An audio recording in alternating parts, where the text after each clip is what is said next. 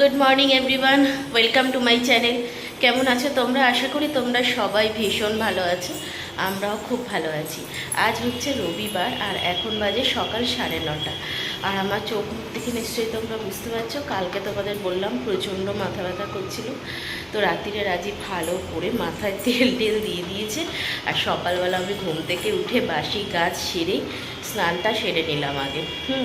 আজকে বাবান আসবে, বাবা নিয়ে আসবে বাবানকে, অনেক কষ্টে আসছে। সেই কবে বাড়িতে গেছে, তারপরে আর এখানে আসতেই চায় না, কারণ ওখানে ওর খেলাধুলা, বন্ধু বান্ধব।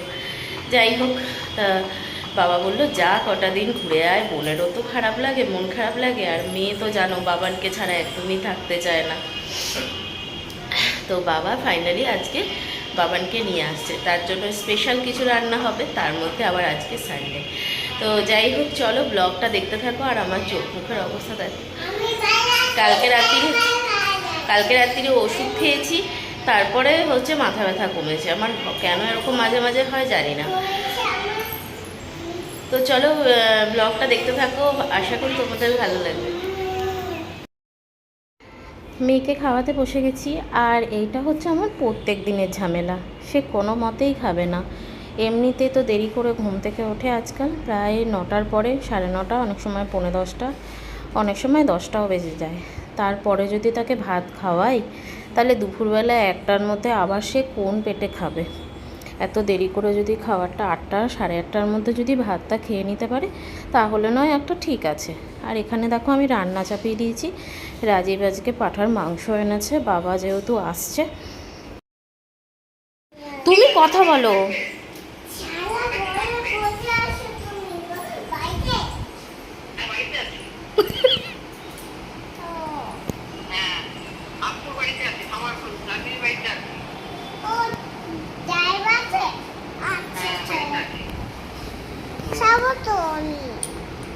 যাবে, যাও তাহলে।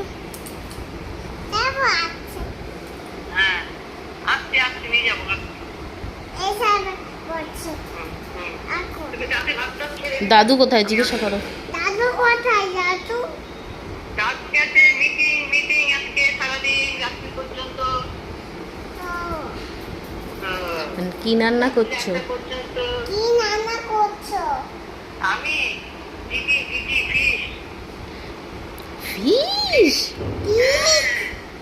ফিশ এ হ্যাঁ, কেন কি হচ্ছে? কিন্তু বলো আমাদের ঘরে কি হচ্ছে বলে দাও। আমাদের ঘরে কি হচ্ছে বলে দাও। আমার ঘরে মাছ আছে। বাবা, তাহলে তো আমাকে আসতে হয়। তাহলে তো দশটা আগেই খাবে।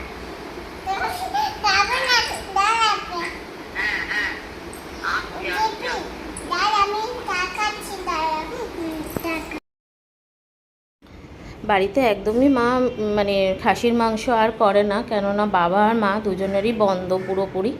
তো বাবা যেহেতু খুব ভালোবাসে, তার জন্য যখনই আর কি আমার বাড়িতে আসে, আমি চেষ্টা করি যে খাসির মাংসটাই করার বাবার জন্য। আর বাবা ওই 1 পিসই খায়, তার বেশি খায় না। ওই এক পিস যেটুখানি খায় সেটুখানি বাবা একটু তৃপ্তি মতো খায়। তার জন্য আমি বললাম কি, তুমি একটা কাজ করো, পাঁঠার মাংসই নিয়ে এসো। তো যাই হোক, আজকে রান্না বান্না হবে। বেশ একা হাতে কতটা করতে পারবো জানি না, তবে দেখা যাক কতটা করা যায়।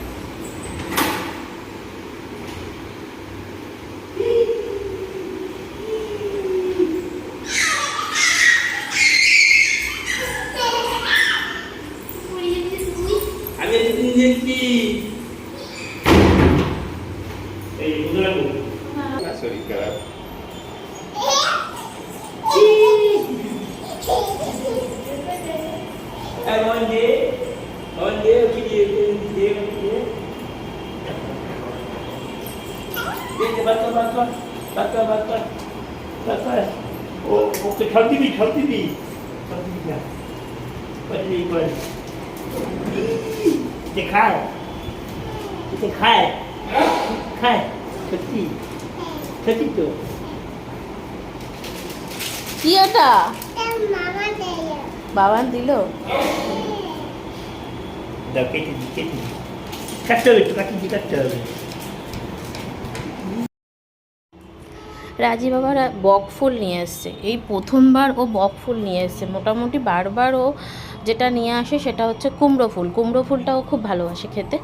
তো আজকে মনে হয় কুমড়ো ফুল পাইনি, তাই বকফুল এনেছে। আর বকফুল বলো, কুমড়ো ফুল বলো, যে কোনো ভাজাই বলো, একটু গরম গরমই ভালো লাগে, ঠান্ডা হয়ে গেলে ভালো লাগে না। তার জন্য একদম লাস্টে ভাজলাম এটা। আর এই দেখো বাবানকে আর বাবাকে খেতে দিয়ে দিয়েছি। প্রায় 2:30 মতো বাজতে যায়, 2:30 মতো বাজতে যায় না, 2:30 প্রায় বাজে।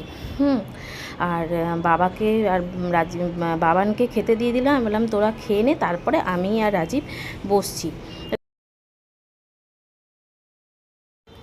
এই ফ্ল্যাটে কিছুই কাজ করানো নেই আমাদের, যেহেতু বাবা মারা বলেছিল এসে থাকবে, তো তারপরে আর থাকা হয়নি এখনও অবধি।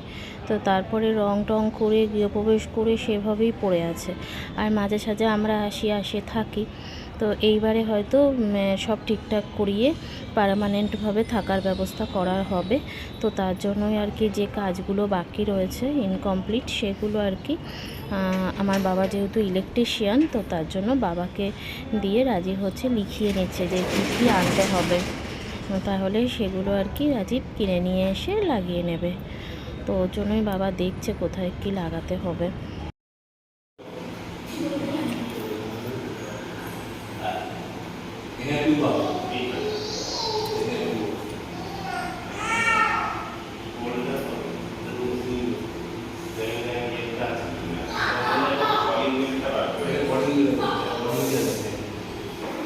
যায় না, দাদা দিদার কাছে যাচ্ছে। হ্যাঁ, আইসক্রিম কোথায়? না খায় না আইসক্রিম, গলা ব্যথা করবে, কাশি হবে, কাশি হবে না। তাহলে কি খাবো? মা বলো কি খাবো? তাহলে চকো খাবো, চকো চকো। ও তাই।